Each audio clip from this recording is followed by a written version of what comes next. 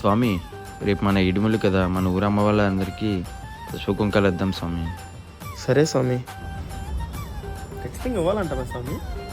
తప్పకుండా అవ్వాలి స్వామి. మన పూర్వీకుల నుంచి ఏ శుభకార్యం జరిగినా సరే మన ఊరు పొలిమేరు చుట్టూ కాపులు ఉన్న ప్రతి అమ్మవారికి కూడా పసుపు కుంకుమ కూడా మన ఆనవాయితీ స్వామి. అలాంటిది మండల కాలం దీక్ష చేసి శబరియాత్రకు ప్రయాణిస్తున్న మనం మన అమ్మవార్లకి పసుపు కుంకాలు ఇవ్వకుండా ఎలా బయలుదేరుతాం స్వామి? సరే స్వామి, ఖచ్చితంగా ప్రతి అమ్మవారికి పసుపు కుంకుమ ఇచ్చి మనం బయలుదేరుతాం.